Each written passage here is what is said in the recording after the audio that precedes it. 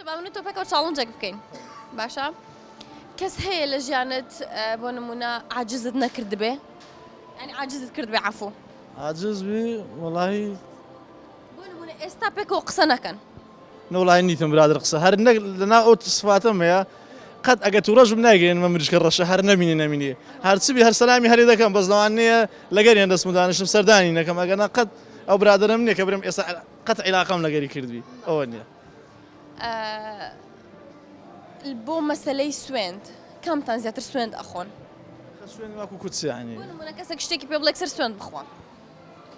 والله شوين خذ زار أو والله إسا لقصك إنك يكسر ولا يك ما أخوة أو أقصان أو سندان أو سندان هي بس تبري سندك بأنقذ بخوي بغلطنا أو مانيا بس إسا مثلا زار بدري يقول والله بس ساعتك بخد دقيقة راوزري والله ساعتك ولا صدر راوز أو أنا هي أوشتانا بس بعام بري سندش بأنقذ بخوي أو أشتوانيا باشا بس من ئەمەوێ بێمە ئێرە وەگەر ئەزیەت نەبێ من و تۆ بە شتێک بکەین چاڵنجەکەکەین باشە لە خلالی 6 ثانیە وشەی وەڵڵا بۆ من بەکارمێنە باشە نەک وەڵڵا هەر سوێن بەکارمێنە باشە ئەگەر بچیتە بیابانێک هیچی لێ نییە باشە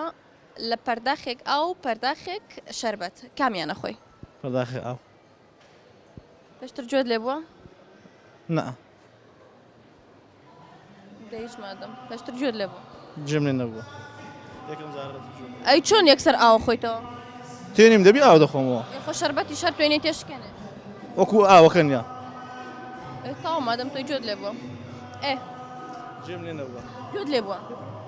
جملة نبوة ئاخر ئێستا گەر گوێت لێ نەبوو بێ ئەو وڵامە نادەیتە من چکە شەربەتی شەر بە ئاو ئەگیرێتەوە وایە راستا بس أو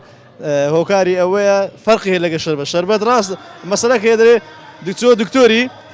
قلت بي شفتي بقول لك اللي باش سطح هشتا وبنزي أوا قلت ما دام أوا كده خم سطح سطي أوا شربت إيش أمش أوا كده خم شربت كده أخو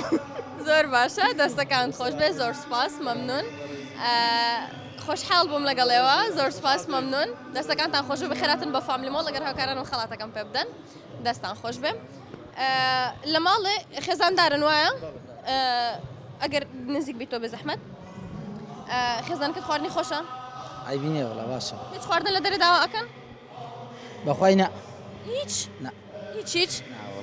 ئەوە زۆر باشە ئێوە هیچ خواردن داوا ئەکەن لە دەرەوە أجا مداركان أجا نبى خوماننا بس زار ويشتك طلبات كان أو طلبات دومان دل أبلا أجا نبى خومان زورنا من ئێستا ئەپێکی زۆر باشە پێتان ئەدەم لە ڕێگەی و ئەپاوە ئێوە دەتوانن خواردن داوا بکەن و خواردنەکانیشان زۆر بەتامەوە توانن داوای بکەن لە ئەپی لە زووەوە بە بڕی 15,000 دینار ئێوە دەتوانن خواردن داوا بکەن فەرموم لێرەش دەتوانن سکان بکەن ئەپەکە دابەزێنن و خواردنەکانیان ببینن و هەروەها لەلایەن عفو لەلایەن ماکسەوە بە بڕی 15,000 دینار تۆ دەتوانی لە ناو فامیلی مۆڵ بچی بازاری بکەیت و هەروەها لەلایەن فامیلی باربێرەوە دەتوانی بچی تراشێکی جوان بکەی باش سپاس دەست دس خوش خاتم دس سلام دس سركوتم إن شاء الله